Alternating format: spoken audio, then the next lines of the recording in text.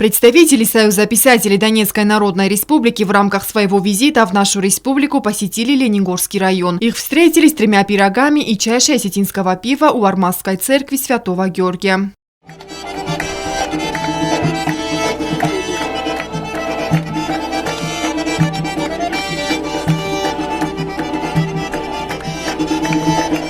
Тынгықсыз гонувайн байдал хотдар хур дожданан куршан байдаш хасфил در شوی یاس خوز در که زغنه قو شمسل مخت جبه خیم بلم مسا جبه خرویتن فستما لنیگورسکی رانو تنگ بیره بنته یا خم بنته کشتا قوم بدیسم نه کسل فرترندر نواجتندر.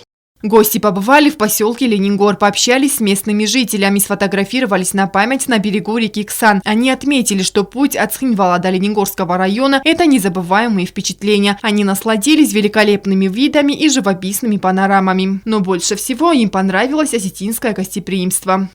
Нас встретили возле старинной церкви с песнями, с танцами, с музыкой, с пирогами. То есть это настолько красиво. В общем, мне все очень нравится. Нас очень красиво встретили.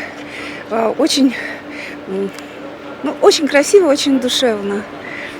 Здесь очень много красоты. Это то, чего не хватает иногда. Я, конечно, живу в самом красивом городе мира, Санкт-Петербурге, это понятно. Но есть другая красота.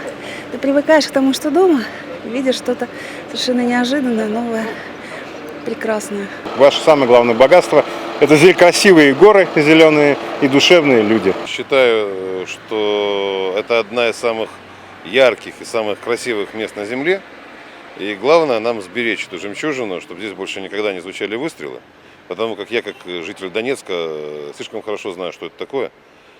И я всегда приезжаю к вам в страну как к себе домой и уверен, что любой осетин приезжает в Донецк точно так же, как к себе домой. Гости района посетили мемориал защитникам Отечества в центре поселка и почтили память героев минутой молчания. После директор историко-краеведческого музея Залиня Черткоева провела им экскурсию по музею. Уникальные экспонаты, старинные иконы, древние артефакты. Теперь в книге почетных гостей добрые пожелания и от донецких писателей-фантастов. Музей очень действительно пропитан такой исторической атмосферой и, что немаловажно, атмосферой вашего желания сохранения этого всего, этих контрастов, этого тепла.